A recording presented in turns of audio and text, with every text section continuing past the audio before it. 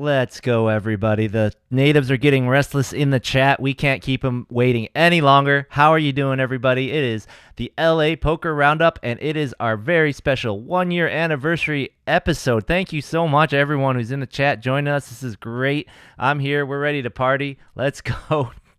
Cheers, buddy.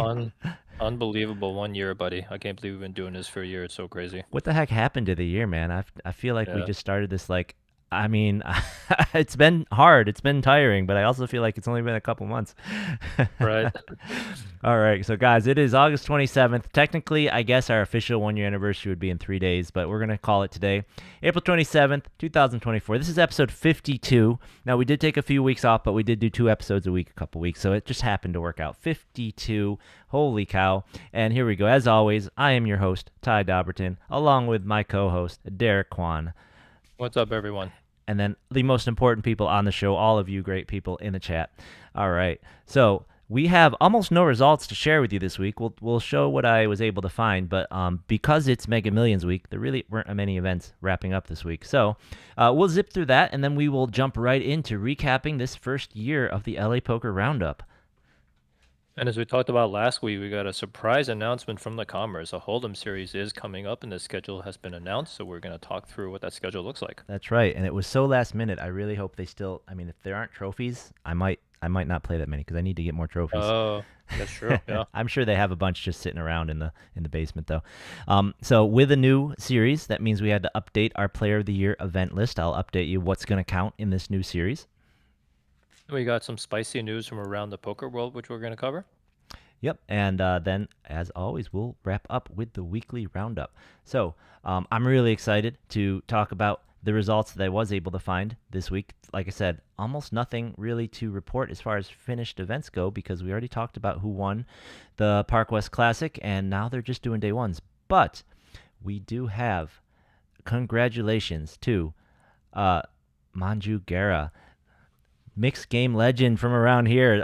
I chopped last year, and we'll bring it up in the recap, man. I chopped last year that Mystery Bounty at the Gardens with Manju. I remember. That was fantastic. The same day, she and her son won first place over at, I think it was the Win or something, a Venetian, a really great tournament there. They're making history. She got her second ring up there at Graton Poker Room, a room which I hear is amazing. We got to get up there one of these days. Yeah, looks amazing there. Go up there, get some circuit rings, or get in on that. But she took down the $400 Omaha 8, and second place in that event was none other than our very own fan of the show. Probably, I hope she wasn't wearing the hoodie because she'll think it's unlucky. But Kathy Chang, she was playing heads up. These two blasters from LA went up to Graton and got first and second in this ring event, and they were playing heads up for that ring. So congratulations to Manju, and congratulations to Kathy for a nice second place finish too.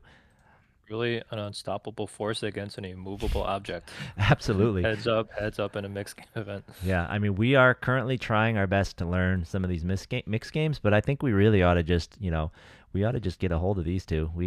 Kathy said she'd help. We just need to find the time. So we just gotta pick their brains. These two are monsters. They're killers. Yeah. All right. So really, I mean, that's it for results. I even checked. Kevin didn't really have any winner photos this week. Maybe people were a little camera shy this week. And as I said, the bike was all day one. So I mean, we'll bring up when it comes time the return list for the Mega Millions. But there really wasn't anything happening. Even for us, there's nothing really too exciting to report. The other tournament that happened this weekend that would have been fun to report on was the Hollywood Park Sunday special or Saturday special 50K guarantee that they had going this weekend. I did go over there, fired a bullet, lost. But as we all know, Hollywood Park refuses its policy to not release results. So we'll never know who won that unless a fan of the show wins the thing. Just don't get it. Yep. So if you did win that thing and you're in the chat, let us know, man, because I have no idea. I never go. I think I've cashed there once in the last 12 times I've played. I run so bad, and it's almost comical. I went and played cash, and I was playing extremely kind of punty in a way. Like I min bought and I just jammed constantly. But I must have been in 9 or 10 flip situations, or I'm 60-40, and I think I lost all but one of them. It was just hilarious. Absolutely hilarious. So Scala, the parking at Hollywood Park that day was fine. Yeah, you need to be careful about the events happening around the area. So Hollywood Park's getting more complicated to go to. What I do know is that when they had games, like when there's a football game, if you could get in there, they would kind of validate your parking, give you a refund inside the casino. I don't know if they do that anymore. That was kind of right as soon as that stadium opened. So maybe someone who's more of a reg would know, but you can definitely check. You'll definitely need to start checking the event schedule. We go over it when we go over their tournament schedule. They list when there's a really big event because they don't do a tournament. But other than that, it's kind of tough. Yeah, but if they are charging for parking, it's definitely going to hurt any reason to go there unless you just live really close. I mean, yeah, no one else around here charges for parking. So yeah, let's just jump into it, man. I can't believe it's been a year, and I just kind of want to kick things off with a little bit of a trip down memory lane, so to speak, right? You remember? Let's take a look. Do you remember? This is our original setup. We started this thing a year ago on FaceTime. We were on FaceTime here. Your background looked a lot more white. Nothing there. My desk was faced an entirely different direction. Our cameras were pretty terrible. I mean, look, it is hilarious. But look, I got Balby in the background, and You remember how and we struggled with like the sound for like the first 3 episodes. oh We were like, yeah, you're too high, you're yep, too low. yep. Yeah. Absolutely. We were hurting my ears or we couldn't hear you. But, it was the same thing. We had Legends going. Last year's Mega Millions happening same time. Last year's Commerce Hold'em series. The more things change, man, the more they stay the same. And look at this.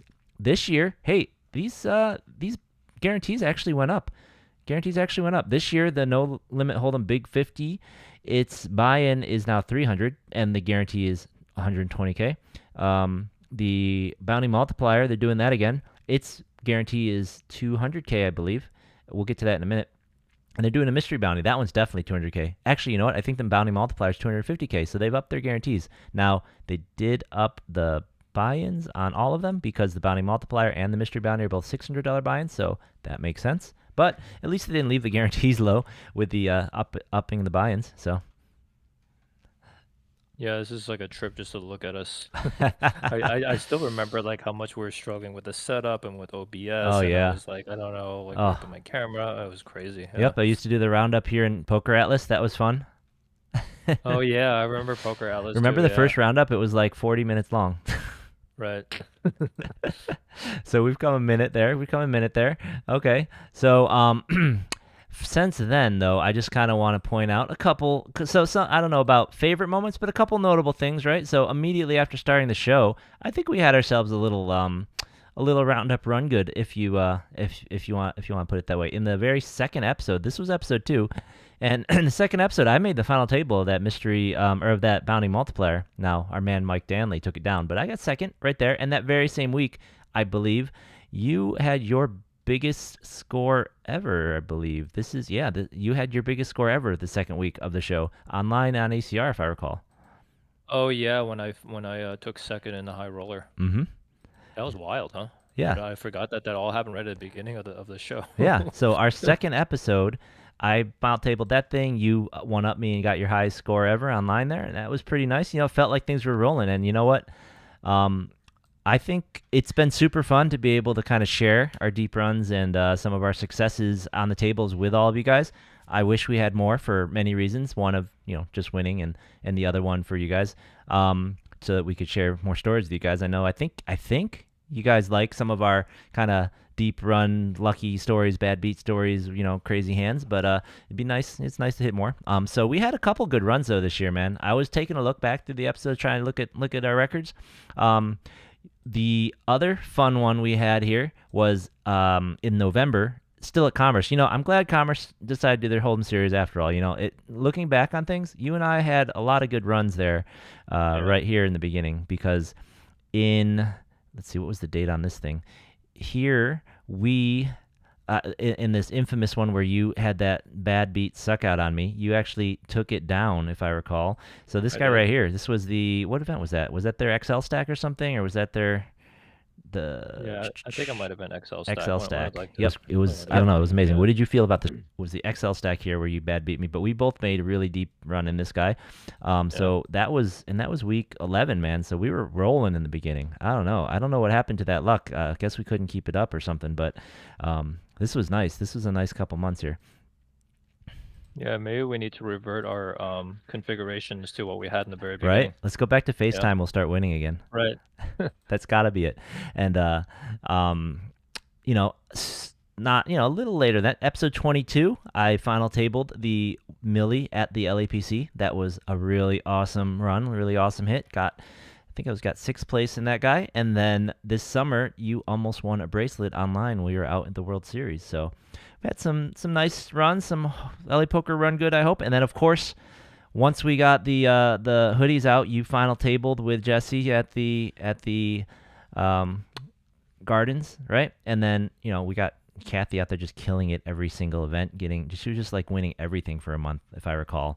That was crazy. I mean, that was like one of the sickest runs I think we'd ever seen anybody do. When Yep. we looked at her hand, and it was just like all final tables for like a year. Yeah. Yeah. It was Um, crazy. yeah, with those hoodies, I think there's probably some trick to like mixing them with the right other like pants and I stuff. know, So I'm right? still I've been trying to trying to figure out. do that. I've been trying to figure the recipe myself, like which one to Right. wear with which hat. I'm like, oh Yeah, like which man, hat, yeah, which yep. t-shirt. It's tricky. So I mean, those are the run goods that I was able to pull out of there. But a lot of our viewers too. We've been able to witness, and it's been super fun. I love it when you guys send us your successes too, so we can make sure to Yeah. point them out. It's been really fun to see Jeremy dominate the Gardens lately. It's really fun to watch when Frank was just like cashing 3 times a Oh week yeah. everywhere for like seemed like 2 or 3 months. He just cashed like seemed like he got like 20 Hendon entries 1 month, something like Yeah, that. that WSOP series was unbelievable for Frank. Like he was like going deep in every single event. It's crazy. Yeah, absolutely. So I mean, I'd really like to find more ways to let you guys get us your results. Let us know when you're having a good run. Highlight you guys even more because we read. Obviously we read the results, but it's fun to kind of see the storylines and see people coming around. I Yeah. see. I know a couple of our buddies have been having some downswings here. When they bounce back, that's going to be awesome to see.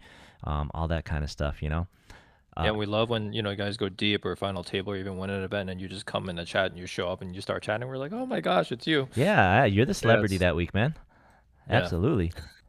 Uh, Now that episode 11, we also had our was it episode 11? Yeah, that episode 12. Sorry, we also had our very first guest. Now we've had, man, I that was one of the things that surprised me the most about doing the show was how many or how great guests we were able to get. Yeah. Without I don't want to say without trying, but like without having to beg or like try and like bribe anybody. They're just like people want to Right. talk about poker. They want to talk about LA. It was amazing. So our very Yeah. first guest was Sammy, Sammy Beshahead, after he took down that NAPT. Oh, great guest. Fantastic. Couldn't have asked Yeah. for a better first Unbelievable. guest.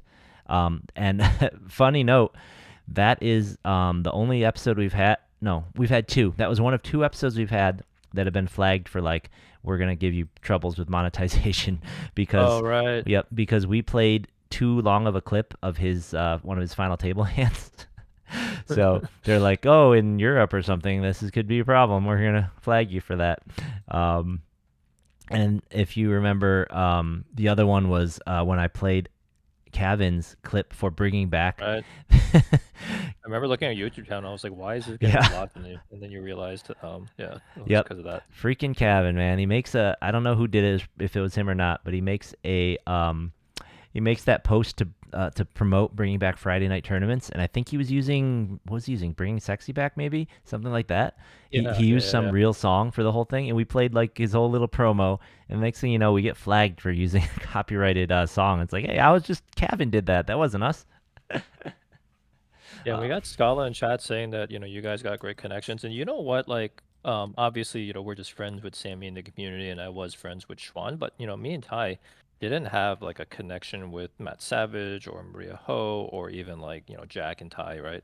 Yeah. From the WSOP, that was really more of like a WSOP introduction. So I just think it was just it was our community that really just helped us out, right? And then, like Ty said, I think people just like coming on shows and talking about poker, especially ones like ours, right, where we are just really after the good of the game and the good of the community, right? And we happen to specifically represent LA. Yeah. Yeah, absolutely. I mean, it's part of the reason we started the show. We're just so happy to be here and that like this is just such Yeah, a great poker community. This is by far like the number, if not one, the number two poker community in America. Like just it is. history wise, Absolutely. like community wise, like just Yeah. characters, size, everything. So, I mean, having people like Maria Ho just living here and having this be her hometown and having all these other great players like starting out here and having it be their home is so great. Um, Yeah. yeah, other great guests we had, and I loved having. I was shocked when Maria just raised her hand and was like, "I'd love to come on, let's Right. talk." And you know what? Yeah.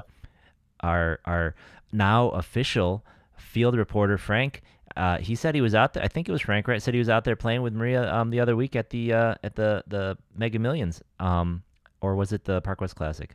Something at the Yeah. I bike. think one of those. Yeah. And she said she'd love to come on again. So we really got to line up a That's awesome. topic and bring her back on. Yeah. Definitely got to keep her eye on that because I would love to have Maria back on. And I loved having on all these really awesome, great guests. But personally, my vision when I started, and the thing I still really like, is just bringing on all of you guys, all of you local winners, and Yeah. talking to you. Like having David on and talking about his story, that was fantastic.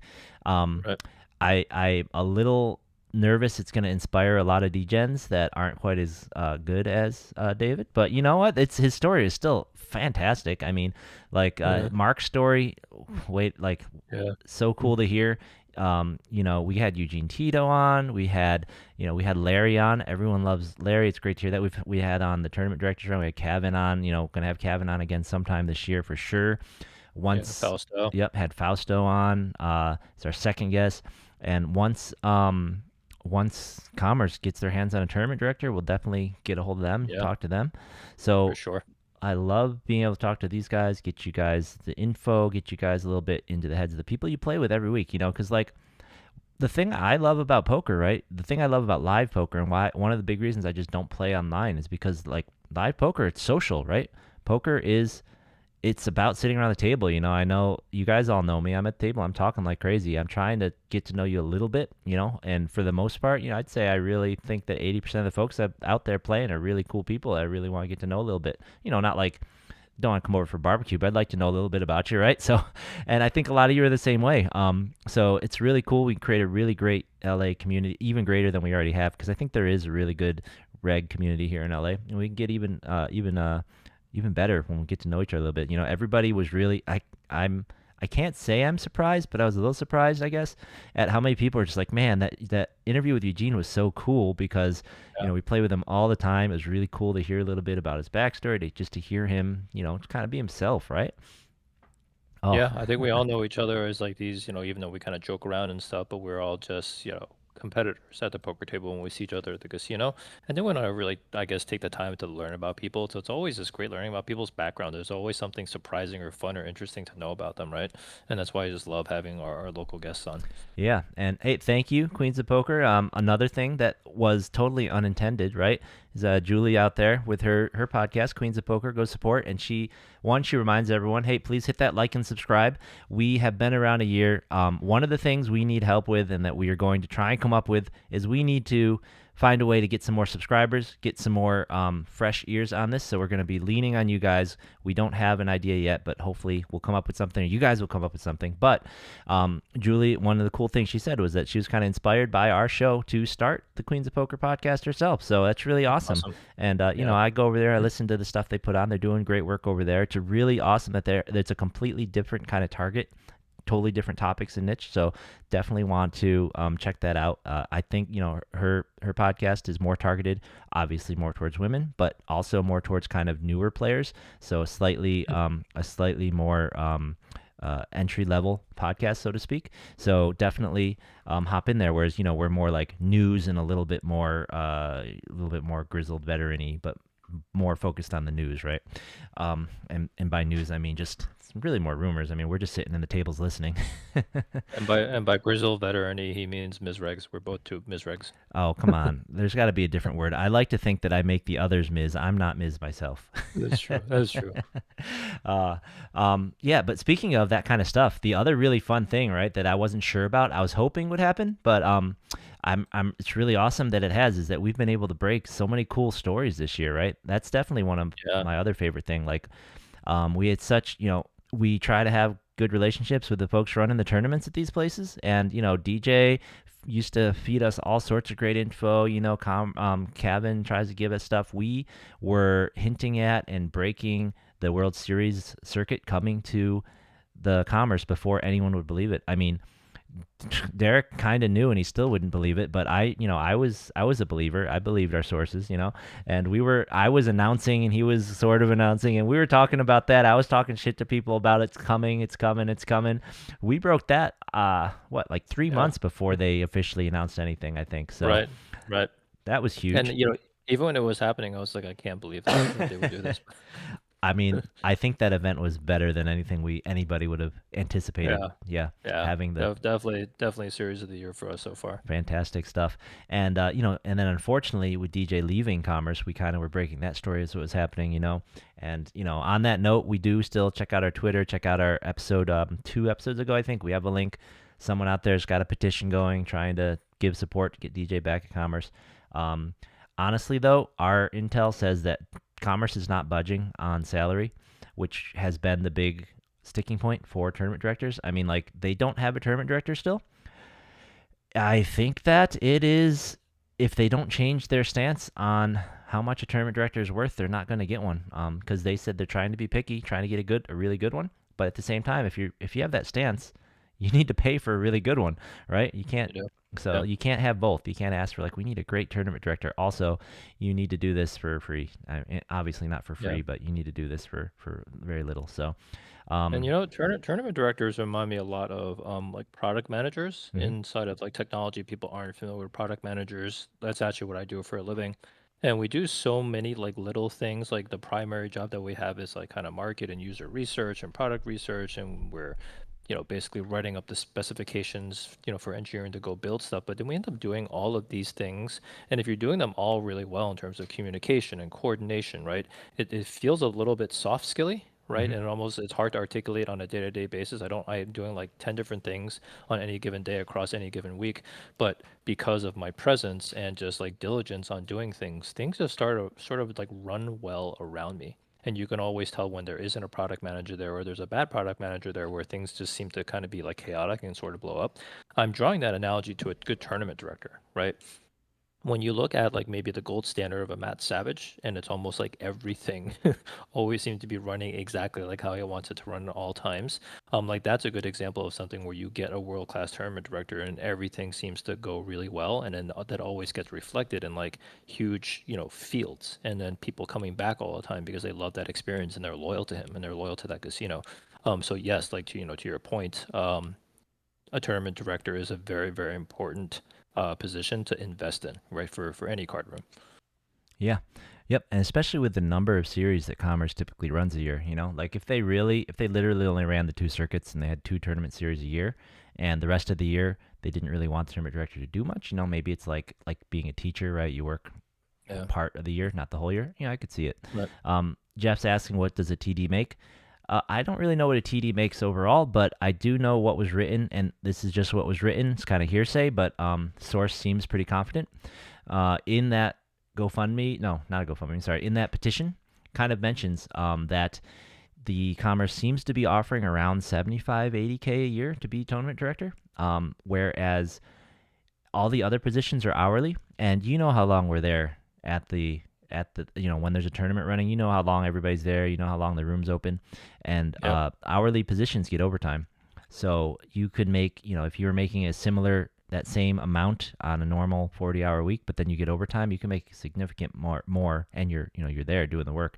Right. Someone asks why Scala's asking why someone from the bench hasn't stepped up, and I'll tell you what, we've heard several of their more senior staff members, like some of their people that are floors or that are, around, they won't take the job because A, that overtime thing, you lose all that overtime, and B, once you're that tournament director, you're no longer just, doing your job, making sure the place runs smoothly like that tournament and that event runs smoothly. You're now reporting to upper management, and if you don't agree with upper management or you have friction, now you have all this politicking going on, whereas you can just sit and you can just do your job. My job is to make sure the tournament runs smoothly, registrations happen, people, tables do the right thing, people follow the rules, we're doing everything right, as opposed to dealing with all this politicking of like, we should do this, we should do that, you should change this, why didn't you do that, you're responsible for this, right?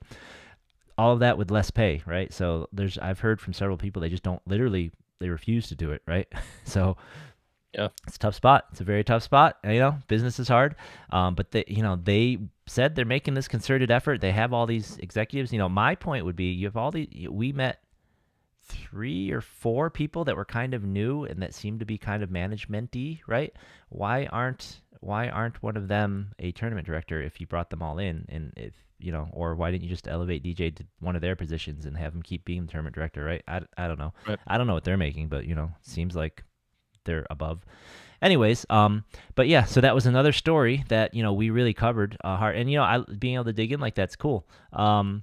Other things that we talked about, we've gotten the early notice about all of the series at the Gardens, like the Winter Yeah. Series we're announcing way ahead. And to somebody's question in the chat, Duke X, yes, our sources say there is a series at the Gardens coming up. They were planning on running a series all of September, but now they will just be running one near the end of September. So my understanding for the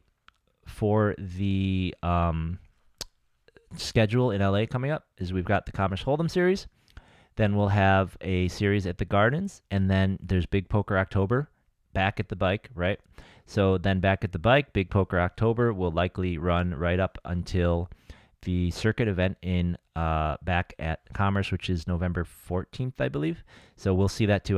We'll bring up that ad when they talk about the announcement there. So that will run until then, and then that will go November, through the end of November. There'll be a little kind of slow period around Christmas time, and then I'm guessing, haven't confirmed this yet, but I'm guessing the Gardens will do a winter series again right after Christmas. So that's kind of what I believe the series will look like going through the end of the year around here. And we got Duke in the chat asking us, what's your current live tournament ROI for $250 to $500 average buy-in live tournaments? So for me, because I play in LA, there typically isn't really like 1K and above very often. Like we just get like 1K a series, and we're kind of lucky if that happens. Usually my bigger buy-ins end up being in like Vegas when I go for WSOP or WPT. So I think most of mine are probably 250 to 500 anyway. Yeah. My ROI going back years has been roughly around like 20%. I think it's a little bit definitely down this year. But it's roughly around like 20%. I don't know about you, Ty. Yeah, well, I really only have a full year's worth of data for honestly the last 2 years, because the year before that Yeah. it was only like a half a year, and then there was like COVID, and then I played for like 3 months the year before that. Yeah.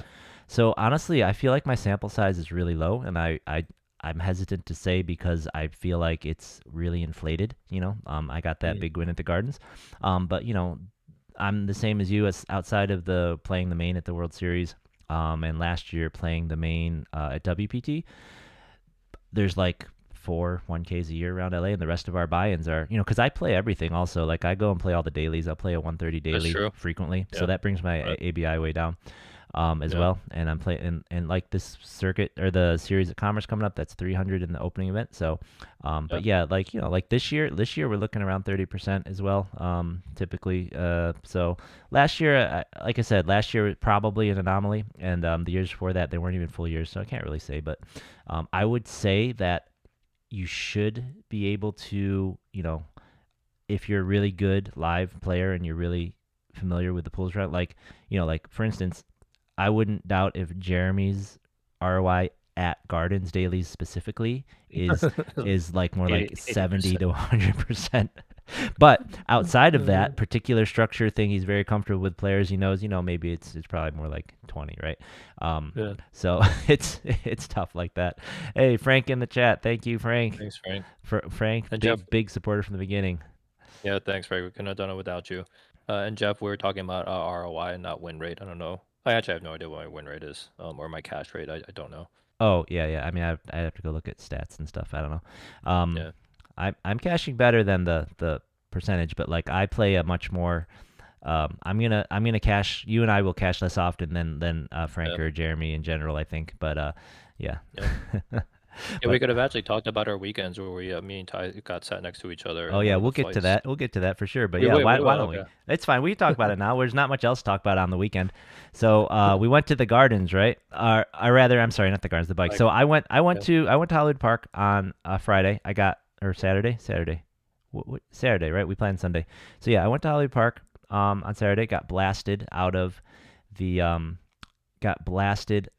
that thing, and then on Sunday, said, all right, I don't really, not really interested in the Mega Millions because it goes the entire week. I got work, blah blah blah. I'll just play Sunday, some day ones. Well, first off, I went Saturday night. I stopped there for the satellite because I was hoping it would overlay because the Friday one overlaid. I heard they had 7 players, they needed 10. So Saturday, I went to the bike at night to play the satellite. We had exactly 10 players. Sad. And as soon as we hit 10 players, I got all in with aces versus ace king, and I lost. So I was out of that. Sunday, Sucks. all right, I'll play some Mega Millions Sunday, whatever. I'll go early. I like to go early. Sit down. I'm like the fifth. I'm the third player at my table. All right, we finally get playing 5 players. All right, I sent Derek a message earlier in the day. I got some paperwork for him, whatever, and don't see any responses. And next thing I know, here he comes, throwing down the card. Me and Derek. Derek's a 6th person at the table. We sit there being the Mega Millions flight. What were you? Seat 3? Seat 3, seat 4. All day long. C3, All C4, freaking yeah, day long. all day long. It was a blast. It was a blast. So we played pretty quietly for a while, and then we had one fun hand. Can you believe Derek did this to me? All right, so here, let's play it. I'm surprised. You should actually, should I spoil it? You should honestly do this hand in your Twitter. You should do this hand I in your want Twitter, and you should have I just not wanted said who it to. was for a while. I wanted to, but I can't do a 3-way post flop, so that's a problem because it was a raise and then a 3-bet and then a 4-bet from Ty, so I couldn't. Yeah, I couldn't. You can't do the I 4-bet because the other guy folded. It was heads up to the flop, so. Yeah, I mean, I guess I could run it as a heads up because our range is chained because of the 3-bet and the Yeah, it 4-bet is tighter. pre. So Yeah. yeah. Yep. All right. So, anyways, yeah, like you said, I was on the button. I don't remember what I did before that, but Derek was playing his usual tight, but once he's in a Actually, hand, psycho self. And yeah. As soon as I'm in a hand, I'm gonna go crazy. But you actually in this hand, you were the small blind. I was the button. oh, no, I don't. Are you sure? Because Yeah, I because I checked the turn and you donked into me. I don't think I checked the river. I wouldn't have checked the river. Do you? I don't think. I'm pretty it sure I didn't was. check the river. Do you? Oh, did you raise me on the Yeah, button? I'm almost Interesting. positive I was the button. Okay, okay. I'm very certain I had position on you. Okay. Yeah, because I I will. would have raised bigger otherwise because I clicked you. Okay. Yeah. I'll take your word All for right, it so on here we that. go. Yeah. We'll play. Let's play. You can play along, guys, in the chat real quick. So, it's like what is it, like level 3 or level Yeah. 4 Pistol. tops. We're Yeah. like Still fairly. 80 to 100 big blinds deep still. Yep. There's an open from middle. Derek raises the cutoff to would you probably raised to like 4 big blinds or something. 3x. 3x. We're Yeah. just yeah okay. So then I made it like 6.5x or something Yep. on the button. Folds back around to Derek. I call. Derek calls. All right, cool. Flop was like 7-8 queen or something like that. Yeah, it was queen high with the 7. Yeah. Yeah, And like two 7-8 clubs. queen Two or clubs. 6-7 queen. With 2 clubs. Nope, 3 clubs. No. 3 clubs. Okay, this is Okay. why he can't run this one on Twitter because he doesn't remember. I can't even remember. Because he can't remember. 3 clubs. 3 clubs. All right. So pot's about 15 big blinds. Say. Derek checks. I think I bet about 4-ish, about 4 big blinds. Yeah. Yep. Yep. Derek calls. All right. Turn. Club. So now there's 4 clubs on board. And it was a blank. It was like a small club. It was like a deuce of clubs Yeah, or something. it was Yeah. like a small club. Derek checks. I check. Okay. River, like a 6. So it's like 6, 7, 8, I think. And then Yep. 4 clubs. Different. This is a different suit. So like 4 clubs on board. 6, 7, 8, queen, and probably like a deuce. All right.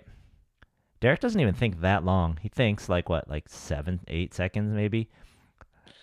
Bets pot and a half. So pot's like 24 big blinds.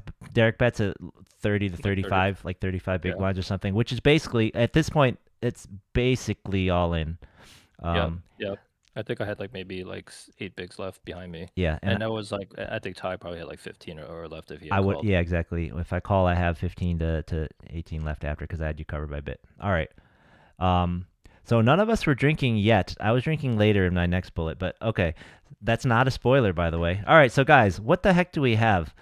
What the heck does Derek have? What would you do if you were in this pot, right? So I Yeah, tanked for a while. What hand, in Ty's hand that you 4-bet pre, what could you call after I bomb like 125, 150% pot on a 4 club, like board? Yeah, and what the heck are you thinking if you're Derek? What are you going to bet, right? So I give him the speech. I said, Derek, I can't believe you're doing this to me. I can't believe I was in. I was ready. I was going to set the felt on fire, calling anything that was like 2/3, 3/4 pot or smaller. I was just gonna like snap call. I was just gonna snap it off so fast. But he bets basically all in, pot and a half. So I give him the whole speech. I say I got my amazing hand just turned into a bluff catcher. You freaking jerk. And yeah, so I couldn't. I mean, then he starts kind of laughing and giggling, so I had to call. So I call him. I have pocket kings with the king of clubs, and he's like, It was a shocked, massive nit roll massive because he nit was roll. actually tanking for probably about like 2 or 3 minutes. Okay, wait, it was no, it wasn't 3 minutes. It was probably like almost 2 minutes. Almost 2 minutes. What did Derek have, chat? What do you think? What do you think, Chad? Yeah. Luckily, I know Derek, or I might have folded this thing. Derek has the ace of clubs. I did not have the ace of clubs. No, we did not. Derek had ace seven of diamonds. I had no clubs. Ace seven of diamonds. This is how little he thinks of me. I four bet him. And he called me with ace seven of diamonds. Yeah, And then mean, he, like I think pre-flop was okay because it I was know just a it's quick tiny. back. Yeah, it's But tiny. but I mean, yeah. I just did not think he had a club, and Yep. I was gonna put aces and kings with no club in an absolute blender. And yeah, so basically, I think if he had either like any of those big cards without a club, or maybe even he had like a set of queens, right? That's a really gonna be a tough call.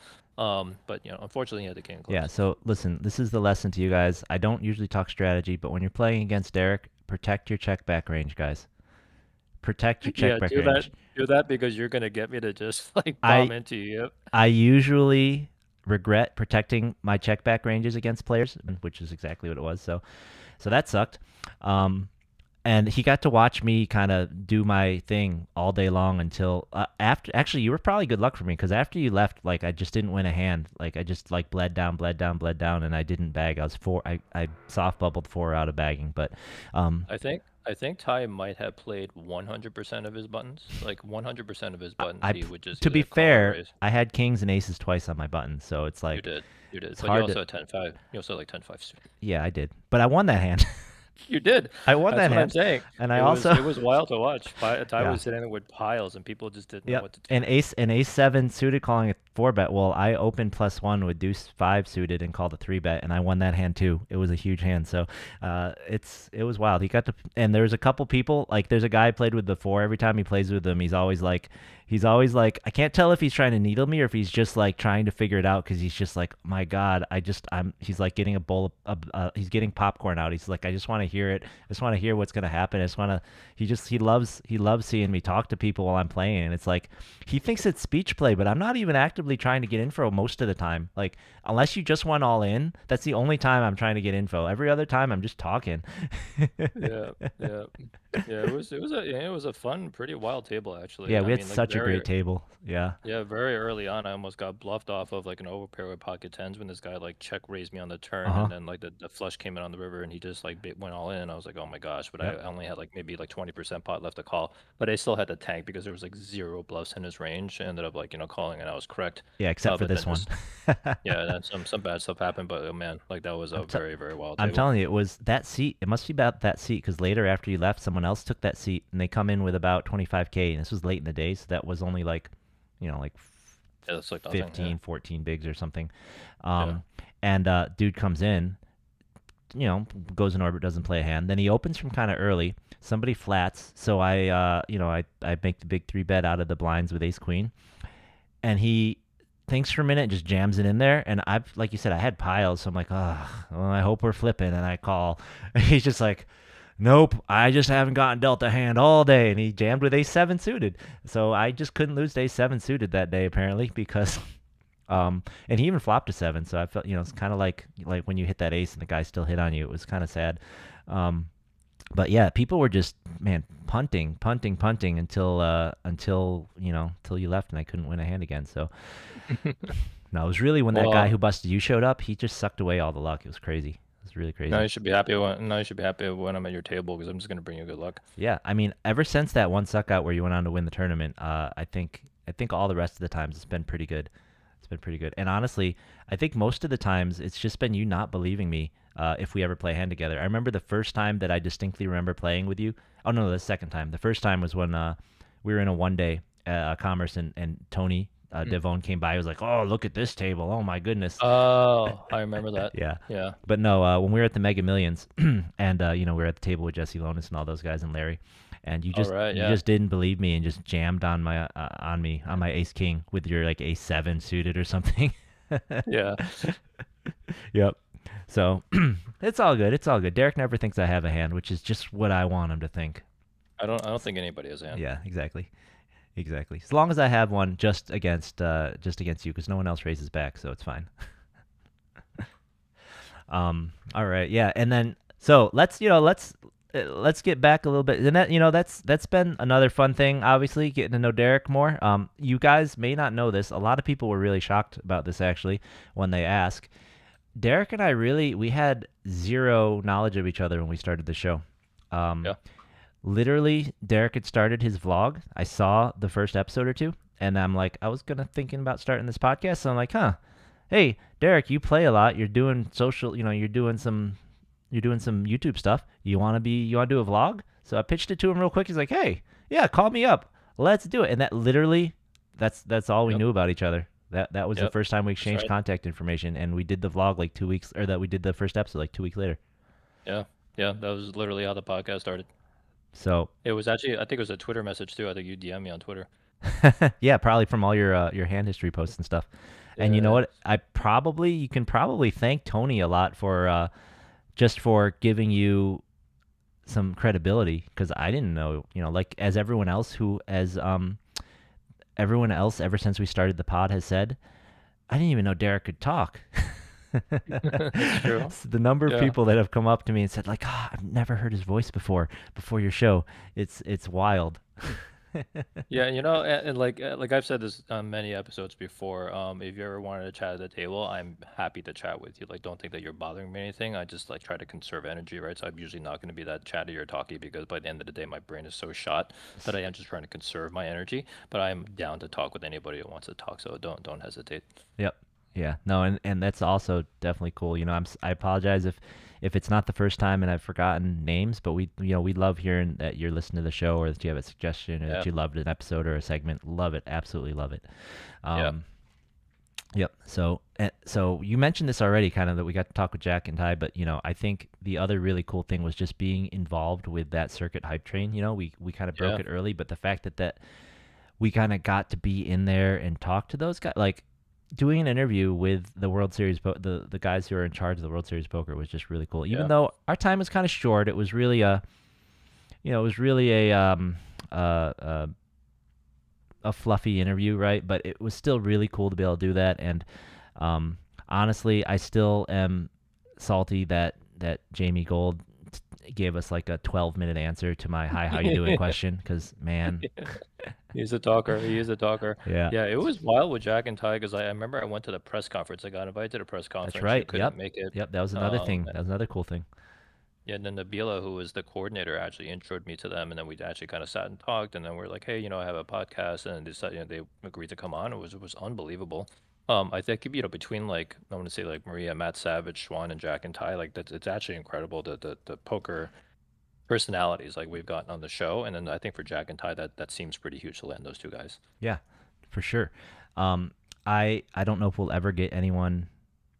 I can't think of anyone off the top of my head who's going to be more like important to poker that we'll be able to talk to anytime soon. I mean, it's just crazy. Right.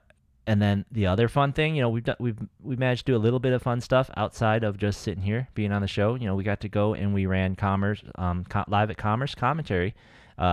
Only once so far, because we're just too busy playing. But that was really fun, and we really appreciated the folks who came in to the chat that day to listen to us and to hang out with us on that show. That was really much more fun than I was hoping it'd be fine, just like one of our shows, but it could definitely have been kind of boring if the game was slow, if they're just sitting there watching golf, right? I mean, some people like golf more than I do, but but it was super fun, right? It was a really cool thing. Hopefully we get another chance to do that somewhere.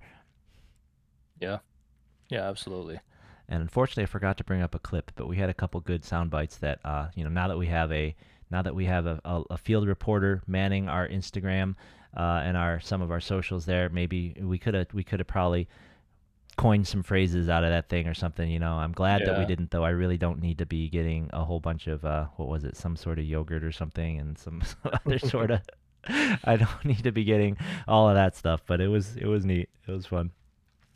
I haven't really tuned in too much, but it has been fun watching a lot of our tournament regulars jump onto that show and play. So that's been cool. Yeah. Yeah. Um, yep, yep. Aside from Turbo's kind of a regular on there, but we've seen Peter Cross on there. We've seen Salzburg on there again. We've seen um, couple other of our tourney regs on there. It's been super cool. Suited Superman's a person. We should try to get Key on the show actually as an interview. Yeah, Yeah, yeah, I'm yeah. He'd thinking be about he'd it. be great. And pretty sure, as much as he wants to promote the game of PLO, I think he's also a great just game host. Yeah. Yeah, I think we should absolutely have him on. But yeah, like Bally's Live Poker, for what it is, I'm glad that we actually have like some of the bigger like poker cash game streams down here. Between like Hustler Casino Live and this one, it's just really nice to have that in the LA community, right? Mm-hmm.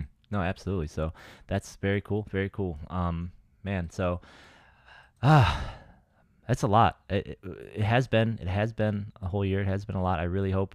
I'm really excited to see what kind of stuff we're gonna be able to pull off this next year. I have no idea what it could be. Yeah, buddy, it's been a wild ride and an unbelievable journey. That actually, like you said, it just flew by. I cannot believe it's been 1 year. Yeah. That's a good thing, though. I mean, nothing worse than we're doing this because it's fun. As you all know, we're not Yeah. making any money doing this. We're not making any money off the hoodies. We're not making any money off the show. We're doing it because it's fun. We're doing it because we love poker. We love the poker scene here in LA. So appreciate your support. Couldn't do it without you. So let's hey, unless you have another moment or some more thoughts you want to throw out, let's talk some more about the You know poker what? scene. Speaking of hoodies and on our merch store, what I'm gonna do is why don't we just throw a little sale up there and give a big discount to the community. So we'll put something up on the socials. If you guys want to buy a T-shirt or something, we'll put a big discount up on the site for Yeah. for a 1 year anniversary. That sounds like a great idea. So you heard it Yeah. here. You got a discount coming. You want to do like special like set up a discount code. You got to listen to this episode to hear you get the code, or do you want to you're just gonna make it knock off the sale right on the site?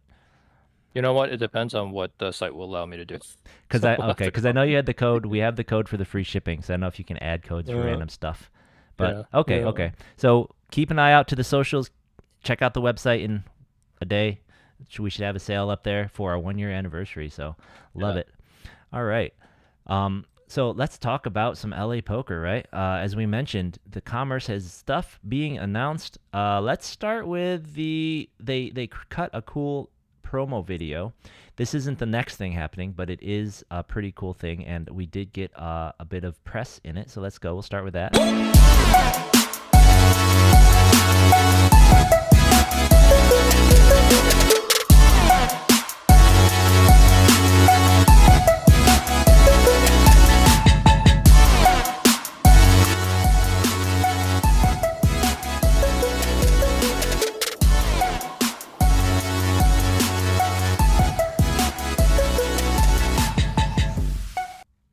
There we go. So they are reminding everyone and solidifying that the World Series circuit is coming back November 13th to the 26th.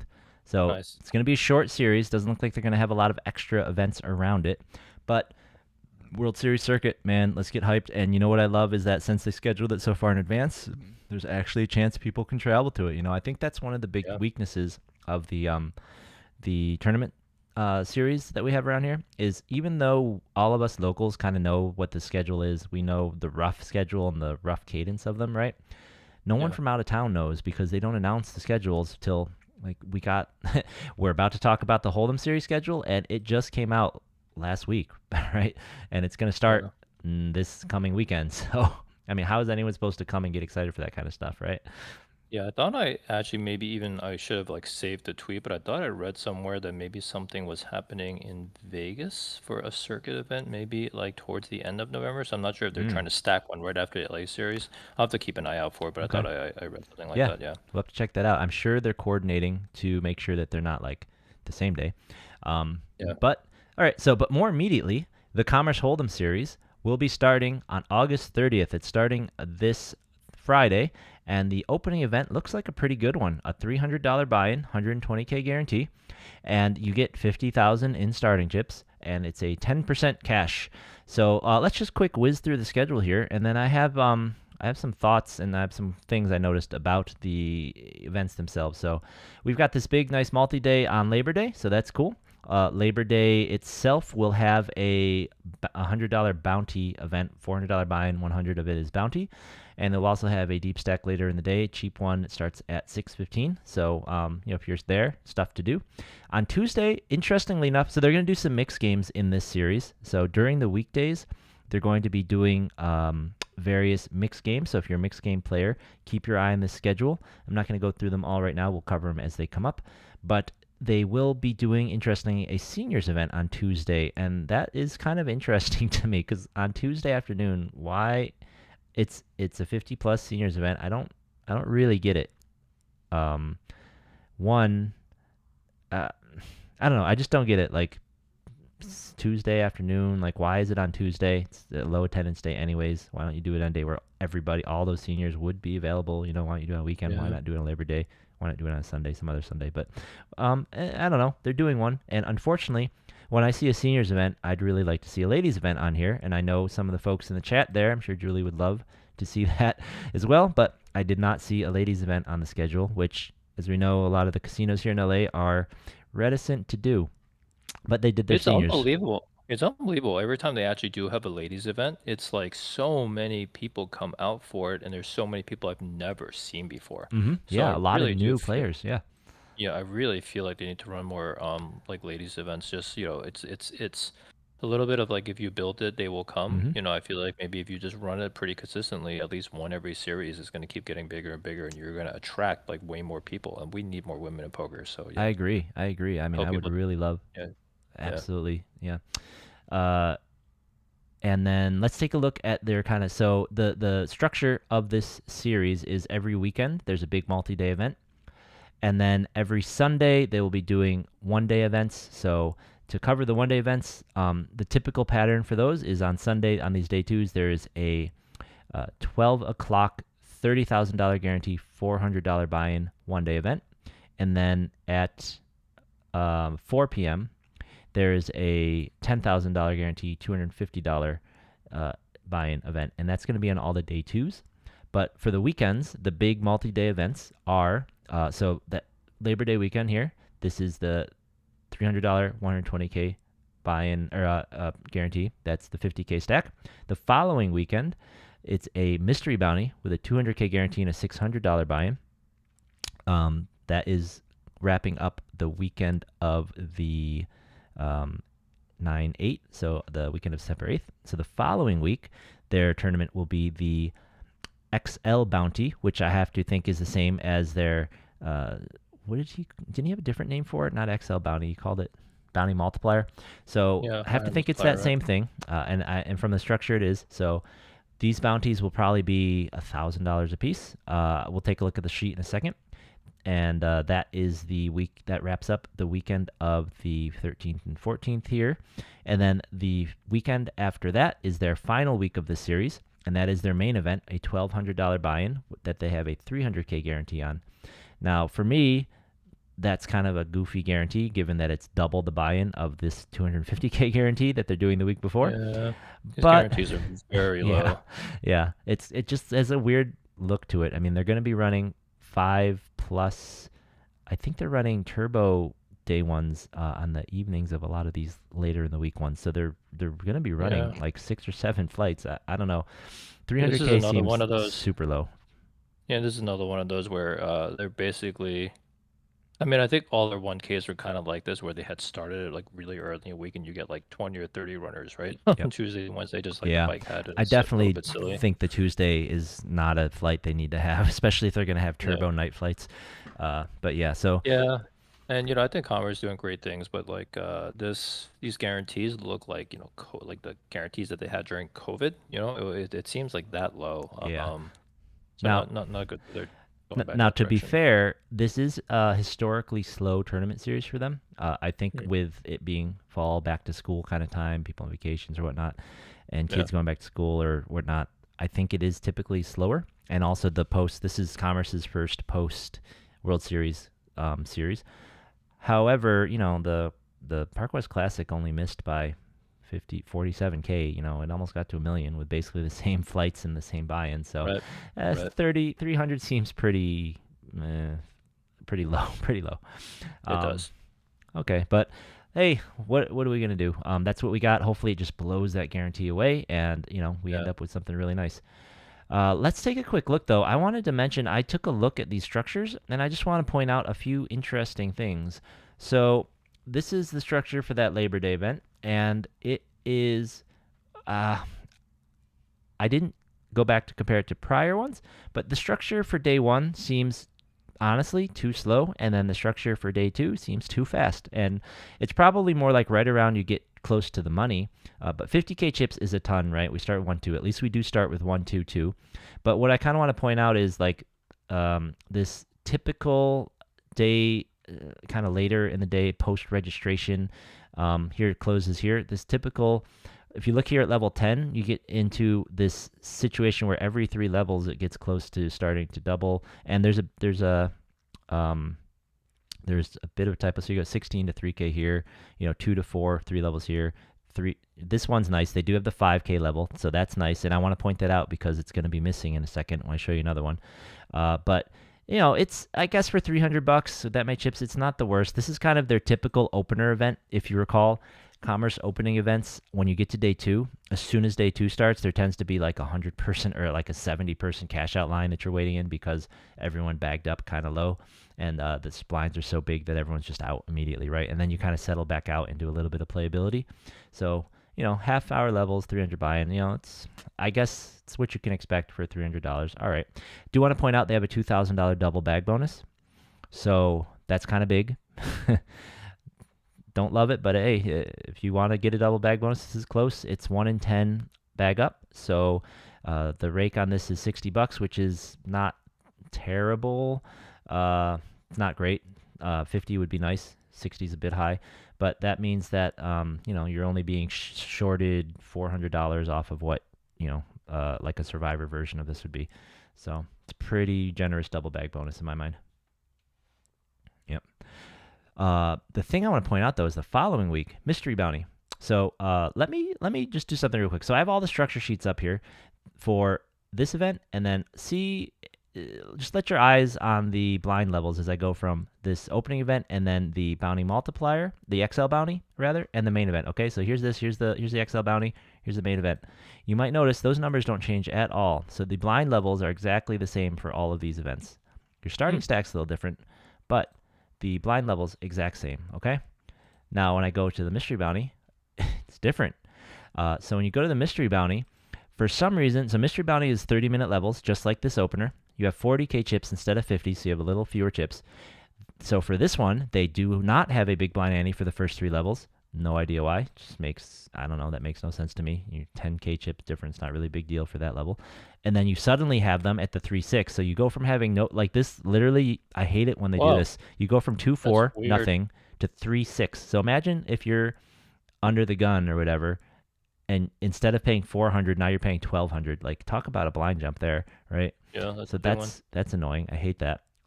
Just start the antes immediately, right? Or if you're gonna do it this way, you have to go 1-2, then 1-2-2, and have them. Like, it just makes no sense. Anyways, the main thing I want to point out though is look, even at level 4 here, level 4 in the mystery bounty, 3-6. Level 4 for all the other events, 3-5. If you look at, here's a big one. Look at level 10 in the mystery bounty, 2,000, 4,000. Level 10, 1,000, 2,000. It's twice as high in the mystery bounty. All right. Whoa. They race off the hundreds up here at level 6 for some reason in the mystery bounty. Like, what is going on? Why are we racing off the look at level 7's 500, 1,500. Level 7 is 500, 1,000. Like, what? Why are we racing off the 100s back here? So that's bizarre. And then there's a typo, 1,000, 200. Obviously, that's 2,000.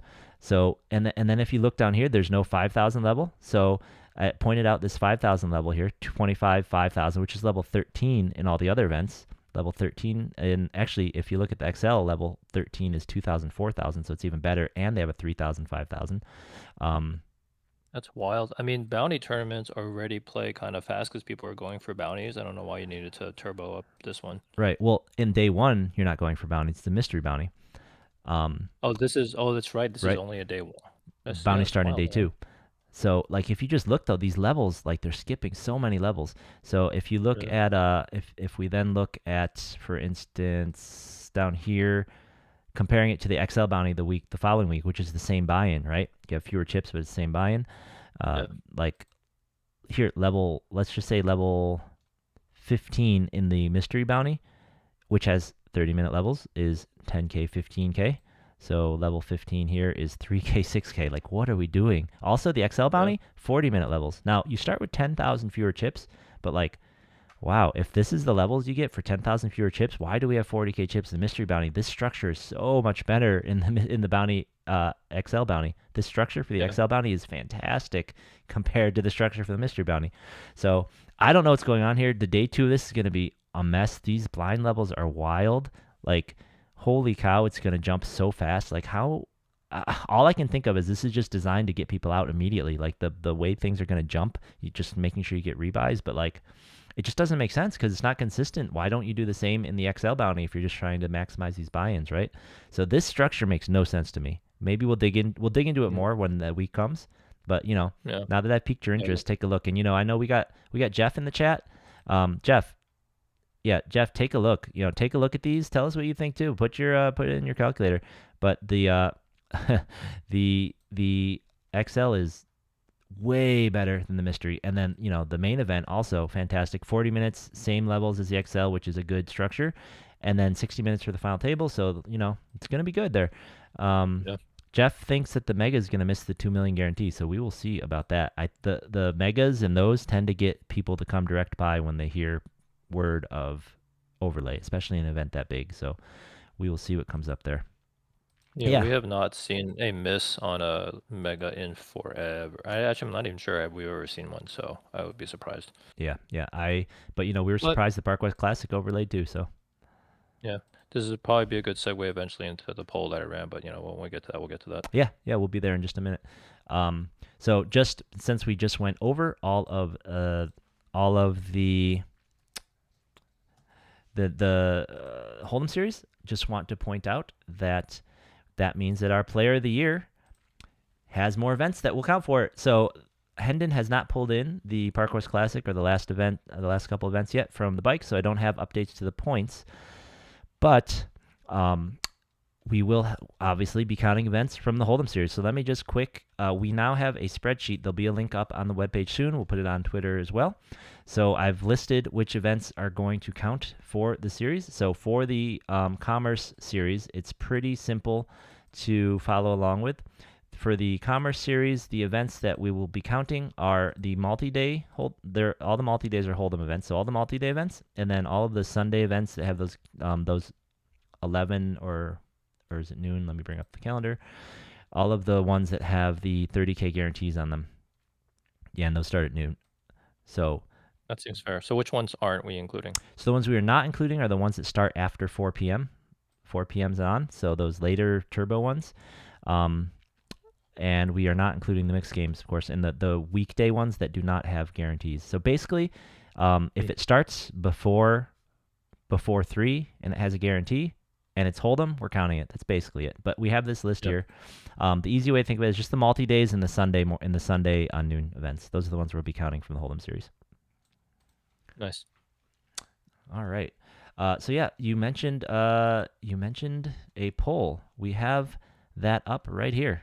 So Derek put up a poll this week talking about the impact of all the technology of solvers of just basically poker gets harder every year, right? So I've got your poll up right here. I got your tweet, so go right ahead. Yeah, so basically what triggered for me to even put this up was because, over the summer I had done a whole bunch of analysis and we had some other people kind of chip in and do their own analysis as well, where it looked like, the World Series of Poker for most of it was actually down year over year. And it was really at the very end, when the main event happened that, things did kind of tick up like to be a little bit higher than the year before. And I think overall they ended up on the year because of like a lot of the bigger buying events, right, had kind of grown. But then stuff like the like the Millie Maker and like the Monster Stack, right, and all those other ones were actually down. So it's starting to get a little bit concerning because we haven't seen down or flat years. We've only seen growth. Then when I kind of looked at all the other events that were running around the summer, and then people were like, maybe it was the other casinos kind of cannibalizing the World Series, but that was not true. Like every other series was also down. It was only the Aria that was slightly up. And then when I saw the bike basically miss a surefire $1 million guarantee, like all of us were shocked that that 1K didn't hit $1 million guarantee. It started to make me wonder, is it like more than just the economy? So this is when I put up this poll: is like, are amateur players like playing less poker because of all the things that are happening with solvers and from like things like cheating. And it looks like it was like basically I split the poll between amateurs and pros, and it looked like over 40% of the amateurs are basically saying that they were playing less, right? So this is a pretty concerning number. Yes, it's only 192 votes, but I feel like it's a fair enough sample size to at least let us know something's kind of happening out there, right? Yeah. Quick shout outs in the chat. Hello there, T Honey Lemon, apparently banned from Commerce. And yeah, Jeff, those Mod Stack and the Millie Maker had an extra starting day, but I wasn't impressed. I thought that we talked on the show that the total gain seemed really small percentage wise for having an extra day. Yeah. Oh yeah, that's right. Yeah, they were slightly up even though they had an extra day when we thought that that should have been something like at least like a 10-15% increase, right? But it was like And there just were like like 1 or 2 six or percent. something at most. Yeah. Yeah. Yeah. Yep. So yeah, no, for sure, and it's definitely distressing to see polls of people who are following you, who are interested in poker and are kind of poker enthusiasts, right? Even if they don't play a ton or they don't get a chance to play a ton, saying that they're playing less for any reason. So if it's because of all this stuff, it has to be from perception. I feel like because I can tell you guys, I. I mean, poker. On the one hand, maybe poker is getting harder, but it's still plenty beatable if you know, it's still plenty beatable. Like here in LA, all of our old school pros like Eugene are still doing well, right? Yeah. So it's Yeah. getting harder. It's getting more complex, rather, more nuanced, but it's still totally beatable. It's still all of us same people playing. It's all the same guys around here in LA. You know, Yeah. the yeah. Go ahead.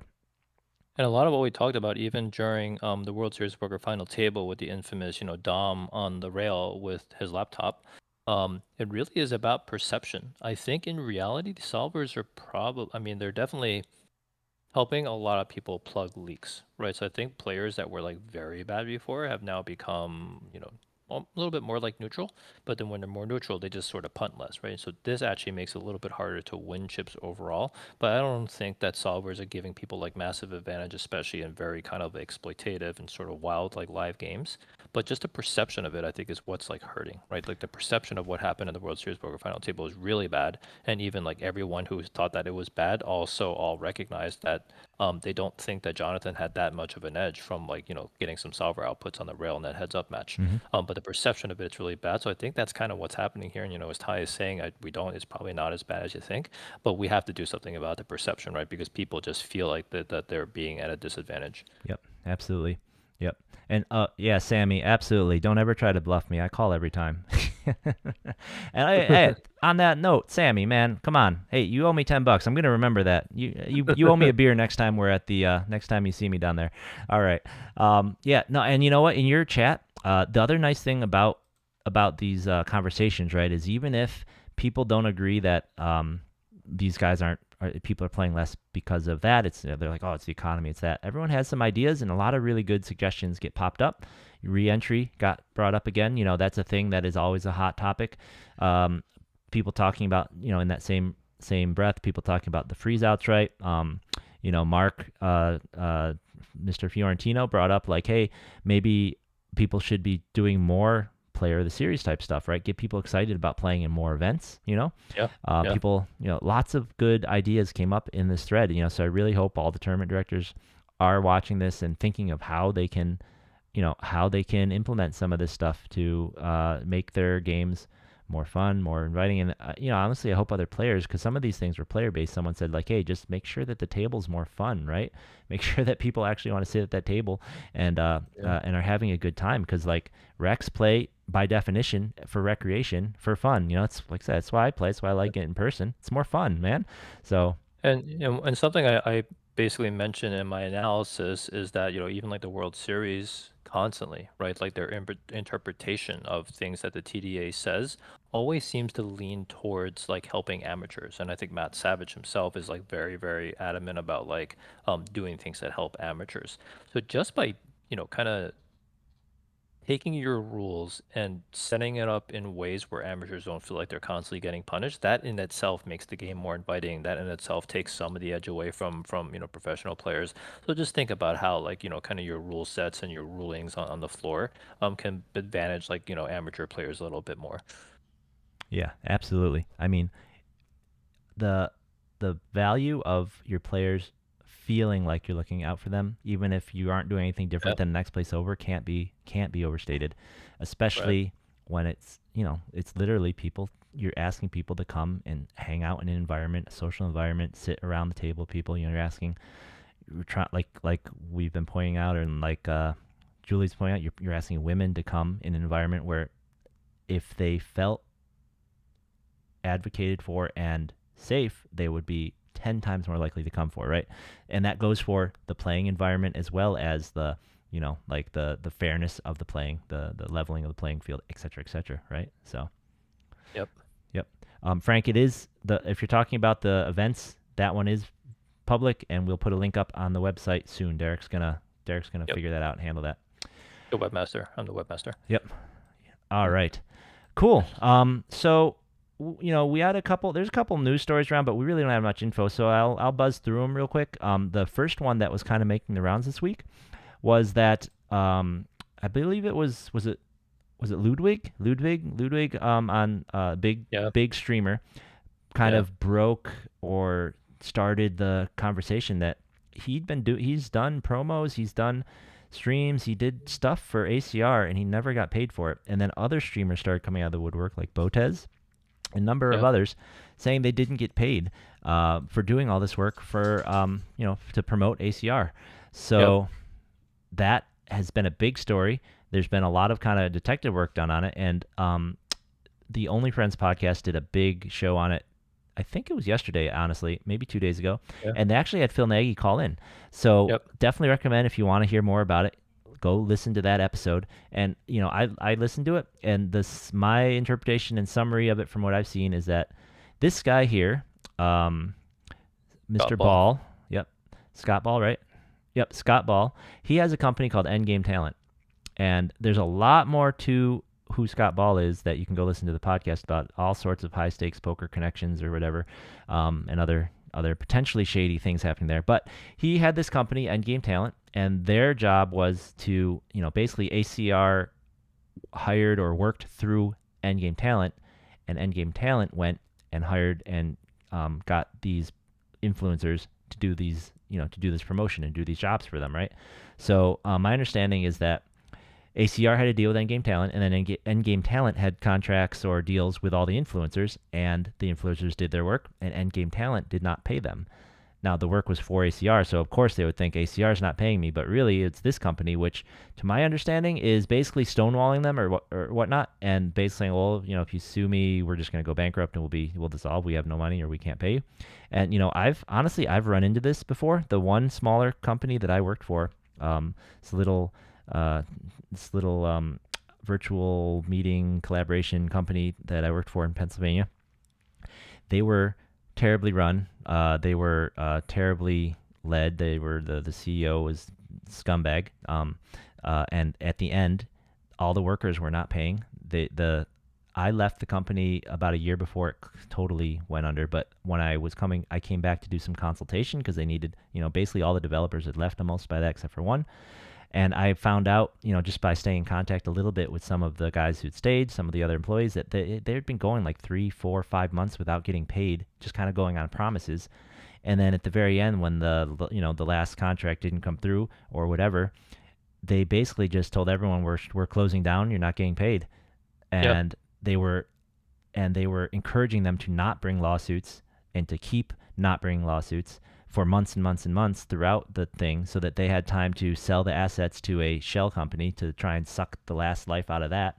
And I put a suit out. There's a file somewhere in a court over there in Pennsylvania that says they owe me money if they ever find money. But That's wild. that company's gone now. So it's kind of the same thing. These guys, this guy is like, hey, do this work. Didn't pay him, not paying him.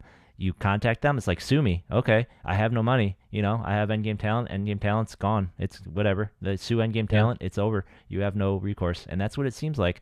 And if you go listen to Only Friends, the links here on the Poker Org article, or you can just go to YouTube. It really sounds like that's kind of like an MO for this guy. If you look at his, what I guess he was doing with some of these high stakes games now. Yeah. Yeah. I think in that article even said Mattis how it kind of blasted him on his own podcast, and I think Phil Hellmuth had invested like $1 million in a company or something. Um, Seems a lot of shitty all around. I didn't even from the articles I read, because I didn't actually watch the Only Friends podcast. From the articles I read, it seemed still a little bit unclear what the issue was. I think there was even some links to Ludwig had actually went and like responded to it and like basically like lined out all the stuff that actually happened. He Hmm. did get paid, but it was like a year later. He had reached out to Phil Nagy, and Scott Ball was like, "You shouldn't have done that," and then he eventually got paid, right? So it was just like it seemed pretty shitty all around. From just my interpretation, though, it does a little bit feel like ACR is not the ones at fault here, especially when you kind of look at their entire other stable of like pros and influencers, and they don't never really hear those people kind of complaining about pay. So this does a little bit point more towards the agency. Right. Yeah. And on the Only Friends pod when he went on, Nagy did float some ideas on how to try and make it right with the influencers or whatnot. But Yeah. yeah, it sounds from a purely legal standpoint, definitely not on them, other than the fact that they really didn't do due diligence on this company. It was a friend of Nagy's, as it says in the Yeah. article, someone who he thought or is his friend. And it's just like, bro, this guy he doesn't have a company. He's your friend. He probably he saw this grift, started a company specifically to do this grift, and Yeah. and now he's out. It's like, why Yeah. didn't you find an actual company like what is the one that those guys are all affiliated with that just like Berkey and Landon and them on Kerstetter.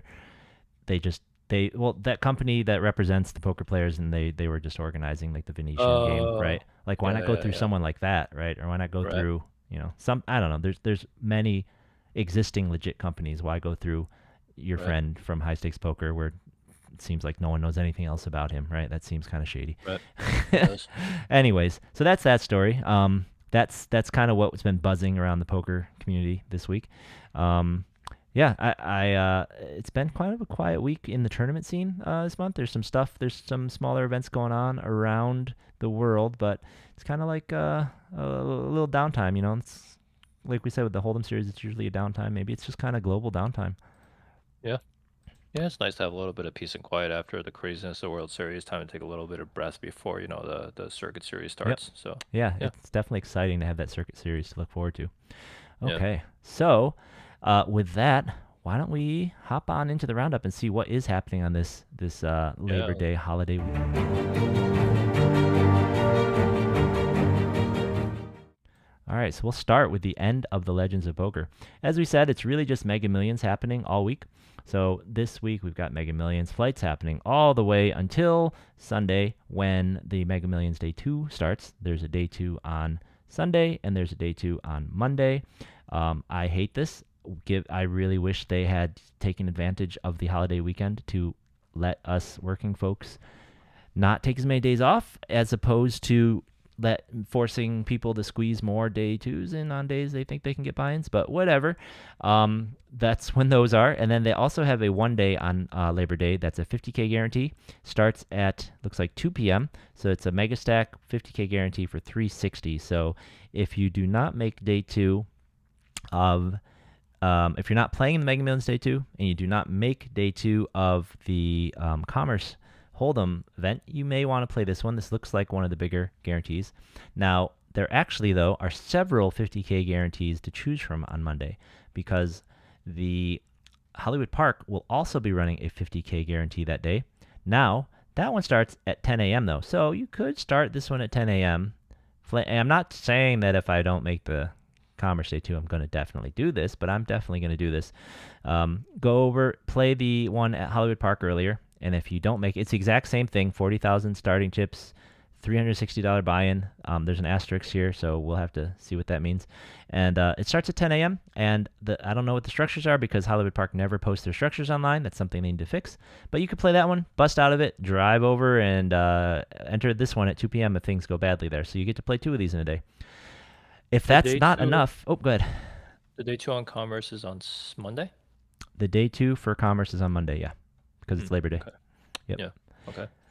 If that's not enough, the Larry Flint Lucky Lady will be running a event on Labor Day. It's a 10K guarantee tournament at 4 p.m. So, if those all go poorly, you can head over there or you can go to Commerce. I think they're running something also at 4 or 6 o'clock.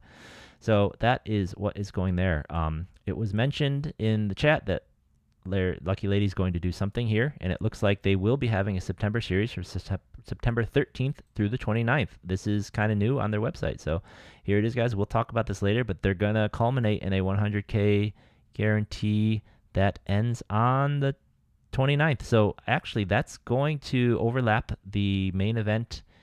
Yeah, this series is going to overlap the ending of the Hold'em series, and it looks like it's going to also overlap the beginning of whatever the Gardens does. So be interesting. We have a lot of choices going on in September.